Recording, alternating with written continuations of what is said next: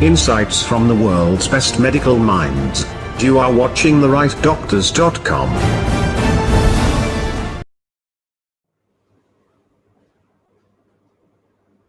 Good evening, colleagues. I am happy to meet you all digitally through the Right Doctors digital platform, which are the highly knowledge-based platform in our great nation. I am Dr. Arul Raj. Most of you may know that I am the National President of Association of Physicians of India. I am a practicing acute medicine physician in my own institution, and we have been handling COVID cases in our nearby medical college, and I am the advising for the task force for the government of Tamil Nadu. I'll be too happy to share some of my current experiences with this COVID pandemic. A new name have been coined by me as COVIDology. And now, why you may all wonder, because this science is becoming so extensive, the disease is becoming so pandemic, and every day we get a lot of information about the genetic mutation, about its mode of entry into the body, and its dealing with our systems, and then clinical features, and then complications, and lot of treatment every day. One or other newer drugs are coming. Therefore, I thought I'll share some of my thought process with you all. That is why we are all here. I am sure I'll be able to convey some benefit to all of you on this science. Now, COVIDology, we always think that it could be a lethal pandemic. At the end of this communication, we will definitely arrive at a conclusion. Though the disease is of a very high incidence, the lethal nature is not that much. Therefore, we need not be worried about it. We need not have any fear, but we need to have only caution.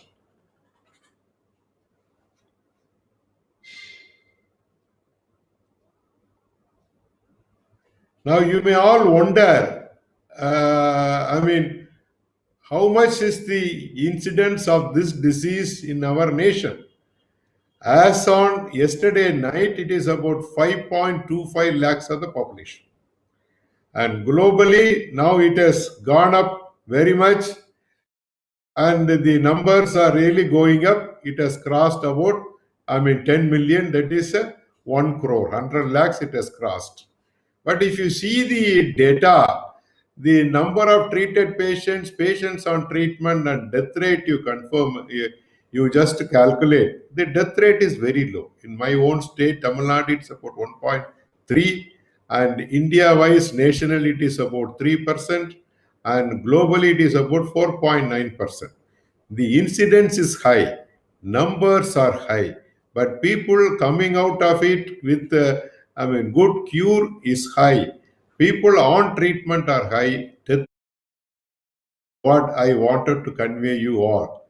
I think in the coming slide, we will see, what exactly things are going on. This is a study from WHO, which shows you the number globally is very high. But as far as India is concerned, per lakh of population, it is only 20. Whereas in other countries, it is about 746 and 589, 600, like that. India is fortunate on that. In the next slide, we'll definitely tell you that the mortality is also low in India. Mortality will also be low in India, and compared to the other countries. I think subsequently we may see that some more informations are available to us. See, these are the classical diagnostic clinical features. Clinical diagnostic features here. See, commonly you find a fever about 99% of cases, and some cold and some fatigues is seen, and the key symptom is loss of smell and loss of taste. If these two are there, we should always suspect in any patient with an upper respiratory tract infection, he or she may have a COVID. And loss of smell and loss of taste is very important. And there may be some cough, some throat pain, some muscle pain, or some even abdominal pain, some loose motions can be there. But most important thing is breathlessness.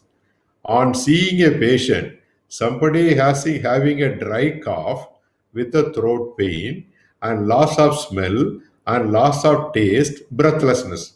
Clinically, you will vote for COVID. This is what I want to stress, because now we have opened up our clinics and we are seeing patients, and therefore we should know which patient to direct for a COVID examination.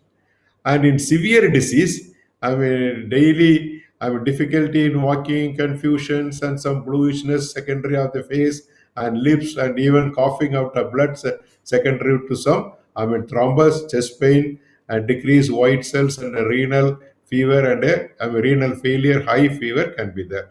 There are little on the severe side. Subsequently, I think we will see some more on this.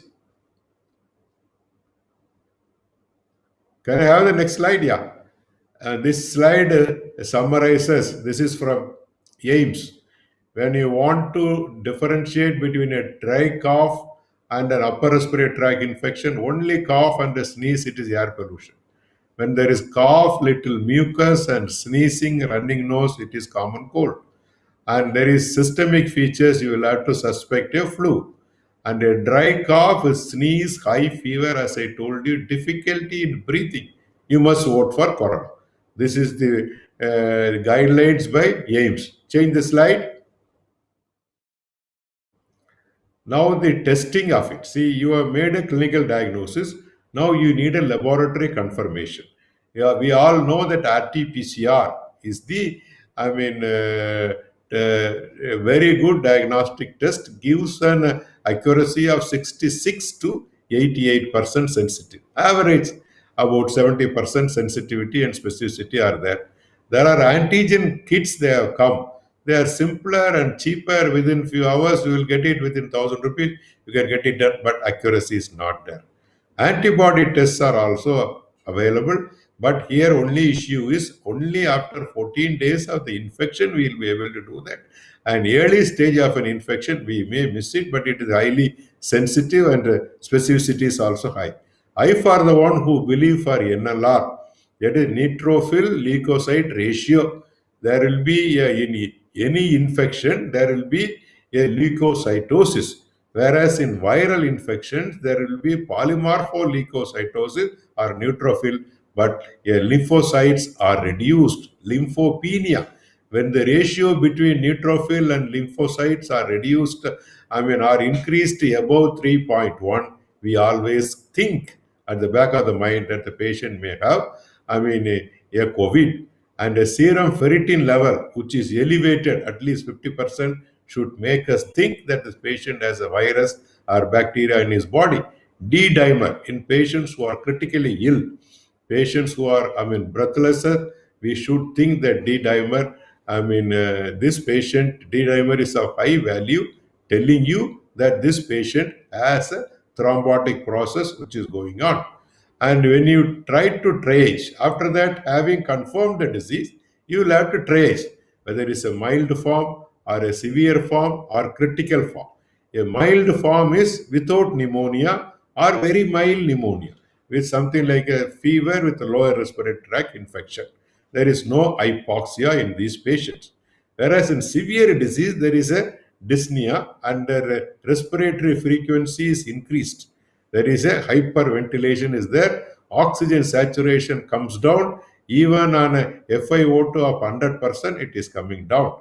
And that says that this patient has got a severe disease. A critical disease is one. In addition to respiratory failure, they have a MOF, that is a multi-organ failure. Something like a septic shock or a cardiovascular disease or a renal problem or a hepatic problem. This occurs in about 5% of the cases. Next. See, this slide summarizes the pathogenesis or the mechanism of the occurrence of the complications of the COVID-19, as well as in which area we will be able to, intervene. This is the virus here. The virus enters through the nose, comes to the lung, and there are inflammasomes, and they have a cellular and humoral, immunity, T cells, everything is being affected. Endothelial dysfunction is there. Then it goes for cytokine storm, and there is a thromber formation. All our antivirals are acting here, and here all our plasma therapy is acting here. Some of our steroids are acting here, and ultimately we get into a multi-organ dysfunction. This is what it goes. Next.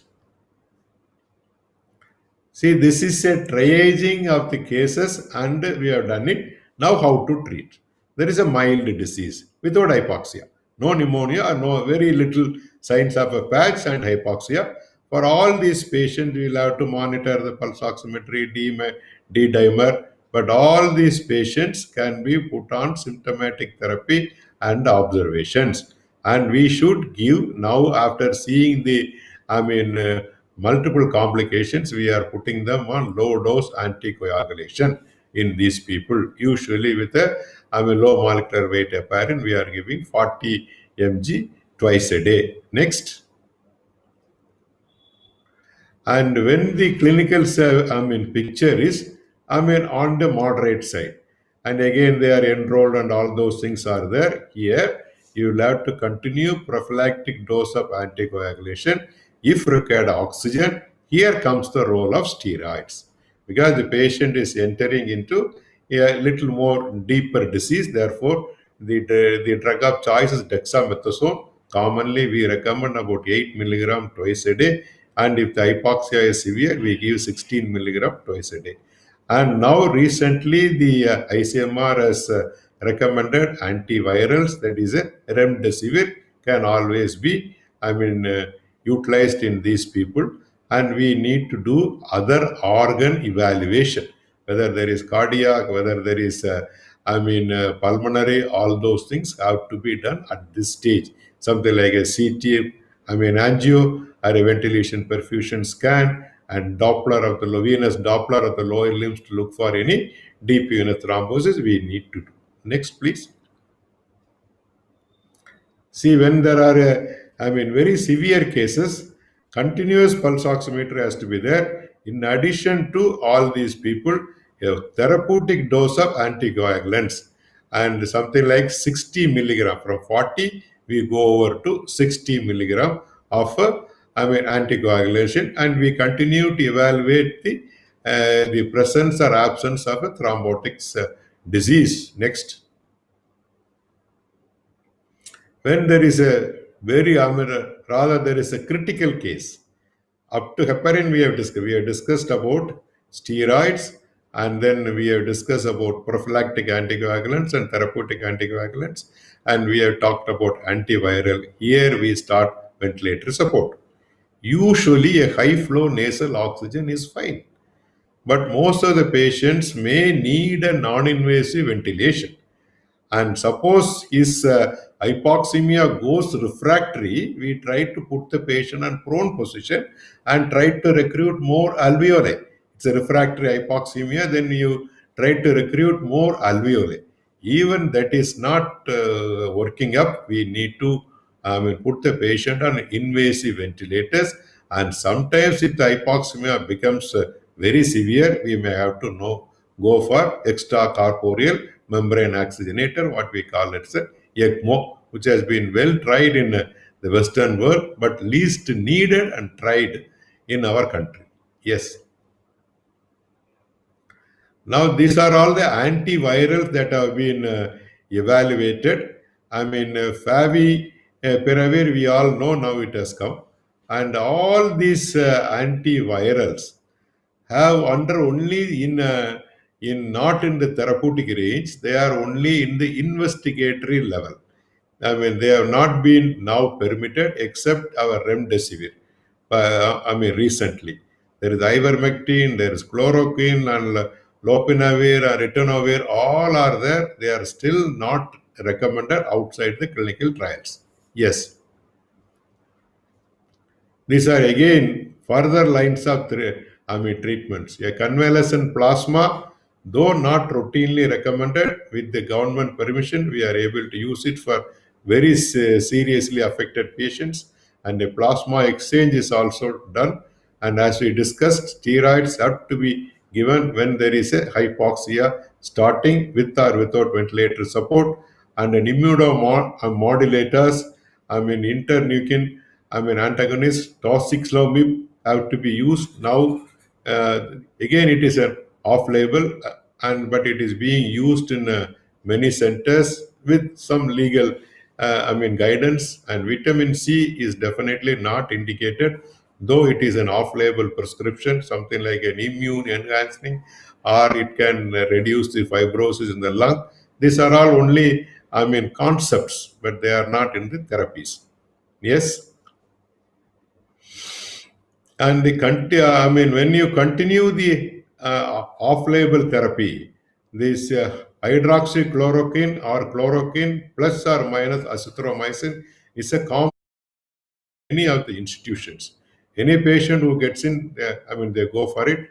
But as for the, as far as the trial goes, the trials do not find out any difference in the clearance of SARS, and and there is no quicker CT scan improvements and time of discharge, but still we are recommending it. Yes. Now there are non-randomized control studies, something like an observational studies, and they say there is an increase. Some of these cases have developed lot of resistant ventricular arrhythmia, and thereby they have caused an increased death due to, prolonged QT interval. And there are some cases in which the respiratory support has been well assisted by, hydroxychloroquine. Non-randomized study in France has recommended that nasopharyngeal PSR, PCR negativity comes much earlier in people who have used, chloroquine. Yes. Now to conclude about the chloroquine, though there are positive and negative, outcomes in RCT and non-RCT, clinically, without any evidence of a cardiac disease or follow-up the ECG of this patient, now the use of chloroquine has become a routine, not only in our country, throughout the world, and in some places it is of definitely used. But one place where it is definitely useful is, I'll come to it, later, that it is a pre-exposure prophylaxis. Coming to doxycycline, doxycycline has been proved to be very effective, and people with doxycycline and chloroquine, has been found to recover very well, and the death rate is supposed to be, very low by a study in New York. And vitamin C, there are no positive proofs, scientific proofs to utilize vitamin C. Yes. These are a few more antivirals, and now their combinations are also available. Now favipiravir is coming up very fast in our own country, but this has got also an equivocal results only. It has not proved, in a RCT, and it has an equivocal results only, not fully positive, but it is still, under evaluation, but it is recommended for the utilization. Yes. And again, same with lopinavir, ritonavir, all these things are still not, science has not recommended. Though a few small observational studies recommend that for want of a effective antiviral, they have been all used. Now this remdesivir has shown some positive, results. A faster median time to recovery has been found in an RCT. Therefore, now it has been recommended by ICMR and our Ministry of Health. Yes. A word about steroids. Steroids, now there are a lot of propagation that steroid is life-saving. Steroid is very, very useful, when used in adequate dosage in the right situation. That is, when there is a breathlessness, this should be the first drug.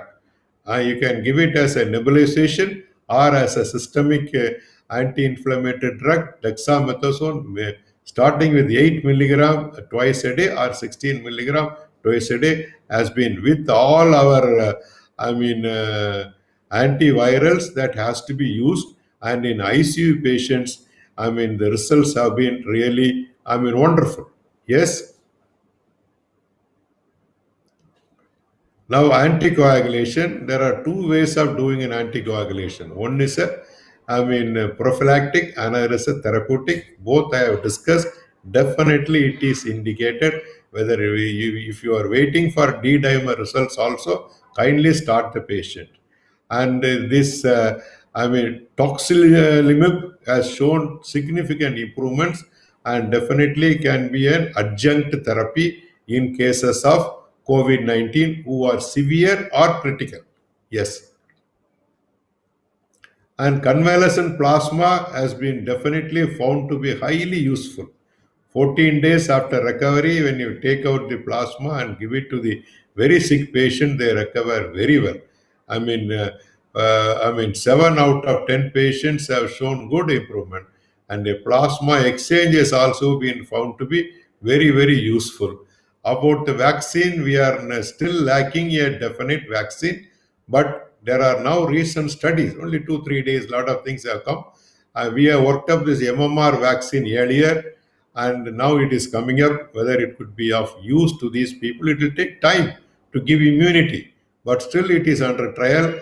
A lot of suggestions globally, even from India, we have given suggestions to ICMR that we should recommend to all the citizens of this world, everybody should have a BCG vaccine and a smallpox vaccine and an MMR vaccine. Now, having discuss about the current trends in the management, how to prevent. See, it is a disease which goes to about 10 to 15% to serious complications, and out of that, about 5 to 7% of them we lose. Therefore, prevention till today seems to be the key. The major things are only three: avoid a close contact, use sanitizer and try to use it. And then try to wash your hands and keep it clean, and also clean the areas which are being touched by human blood, like tabletop, and then the door locks, this and that. And as physicians are concerned, we should definitely see that we always clear our stethoscopes, ophthalmoscopes, and mobiles very well. Has to be clean, rather with the sanitization. Yes. As I told you, till today, social vaccine is the answer. Social vaccines has SMS, S for sanitation, M for mask, and S for social distancing. These are all the available prevention. As far as the vaccine status, there are a lot of vaccines are being tried: RNA, DNA, inactivated, and protein subunit, live attenuated, all are there. Others, this protein subunit has progressed well. I think in another 6 months' time, we will have an effective vaccine to, fight against this corona war. Yes. Now there is a recommendation by ICMR, chemoprophylaxis. That is what I told you earlier. We have also strongly recommended to the medical professionals and then our government of India that pre-exposure chemoprophylaxis with hydroxychloroquine, 400 milligram twice a day on day one and 400 milligram once a week, at least for 6 to 8 weeks, is very, very effective. In doctors, frontline healthcare workers, and frontline, police and other people, we need to use it. And how to reduce the number? Again, as I told you, precaution is better than critical treatment. If you don't prevent it, you may land up in a critical treatment. Therefore, always avoid a close contact. And the numbers are rising. You may all say that India had only 10,000, but today it has gone to, about 5.3 or 5.5 lakhs. The first principle is testing. Don't hesitate to test. Secondly, isolation, either in an institution or in your own place. Third is quarantine and contact tracing, and then containment, and then treatment. The key factor is social distancing, which our population is not able to, follow, and wearing the mask. Not simply wearing a mask, properly wearing the mask. Though there are for and against for, mask, but still it has to be done, at least for the healthcare people, and they properly covering the nose and mouth. All of them leave their nose, cover the mouth only and come. It is not of, complete usage. And see how the future of COVID will be there. Scientifically, there are three predictions. One is there can be recurrent small outbreaks like a flu and keep coming and going, or a monster wave can be there like a flu, like a plague. So many lives may go, or the crisis may continue to persist. But as per scientific evidences, a monster wave is unlikely, a persistent crisis is likely. Yes. Now, a word about health workers. See, our responsibility is to treat, see, examine, confirm, and treat the COVID patients at whatever stage they are. Therefore, the risk of health workers contracting COVID infection has been estimated by various levels, and it is about 33 to 45%. It was 33% 1 month ago. Now it is about 45%. There is a calculation also given. Yes. Yes. Next slide. There is also a calculation given depending upon, the age, diabetes, comorbid conditions. A ratio has been drawn. 10 points are there. If the points are between 0 to 3, it's a low risk. If it is moderate risk, if it is 6 to 7, if it is 8 to 10, high risk. Yes. For doctors also, this calculation triaging has to be done, and therefore we doctors try to be very careful of, taking care of your health. How can you take care? By avoiding a direct contact, using adequate PPTs, and take a chemoprophylaxis with chloroquine, and wherever possible try to avoid, try to adopt telemedicine positively, which has been legalized by our Honorable Prime Minister as on date. Yes. And in an institution, patients are coming and going. We must minimize the chances of, exposure. Even before the patient arrives, must be taught he should come with cleaned hands.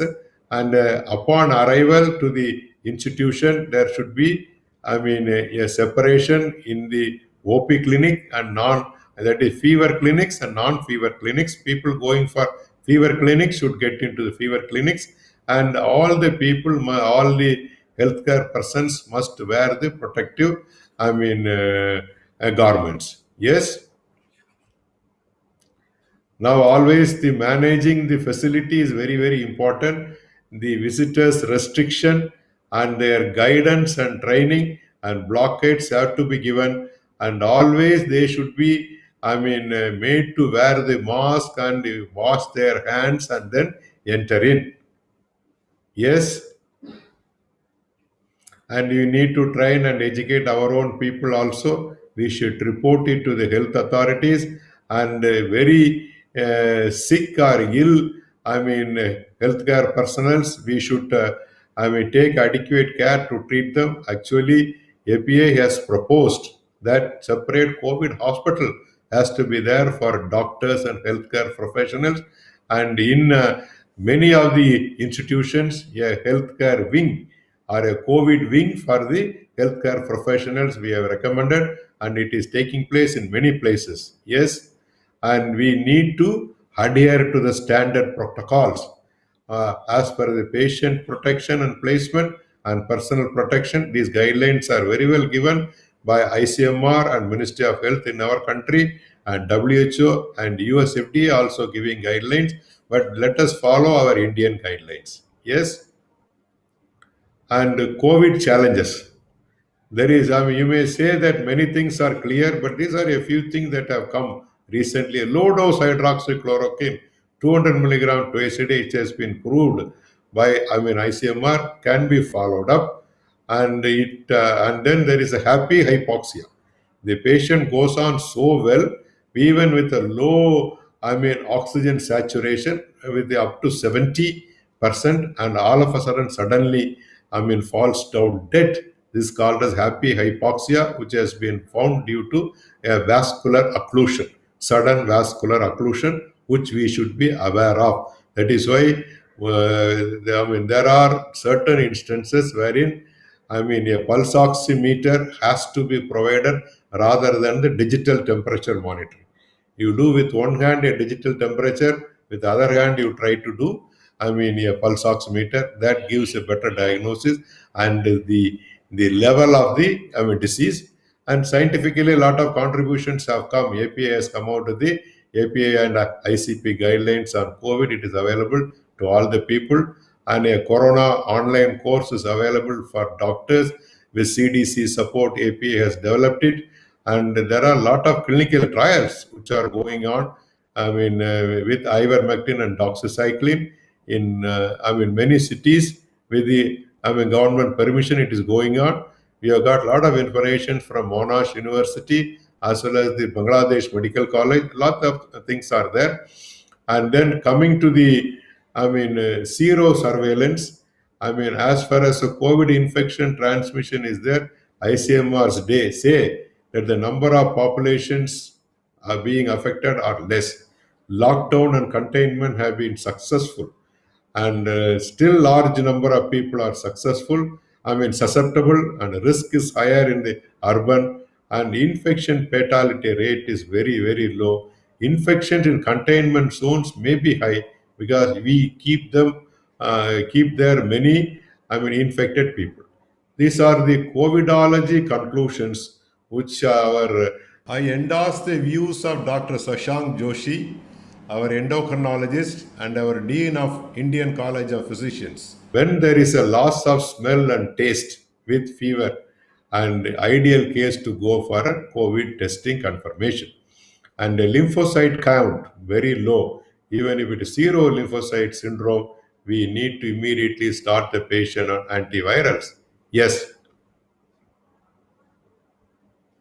And if CRP is more than 100, or I mean the oxygen saturations falls, I mean within 6 minutes of walking, methylprednisolone has to be given, and an inhaled steroid can also be given. And when there are muscle pains, anti-inflammatories can be used.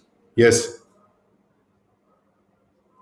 Fever, if it is lasting for more than 14 days, you should think an extra cause. See, COVID never lasts more than 2 weeks.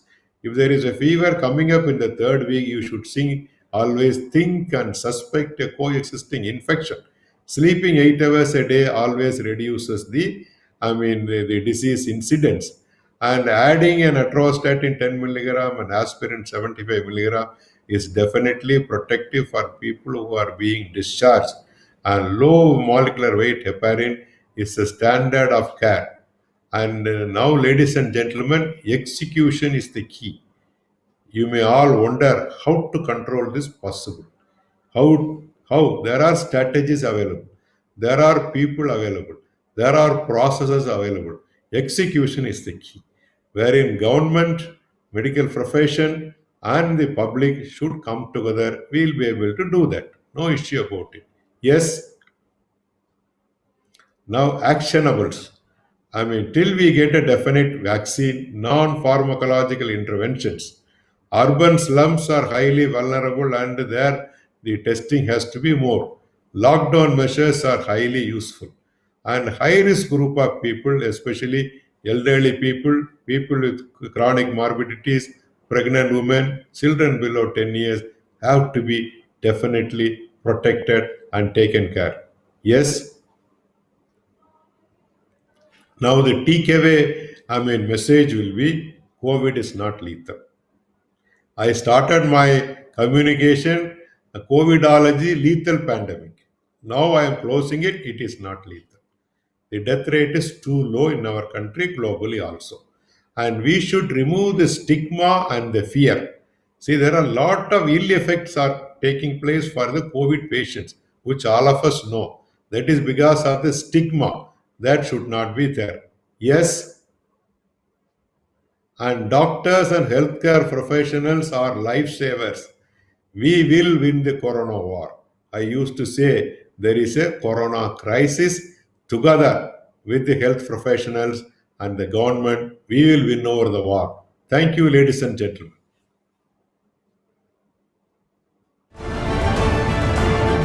Insights from the world's best medical minds. You are watching therightdoctors.com.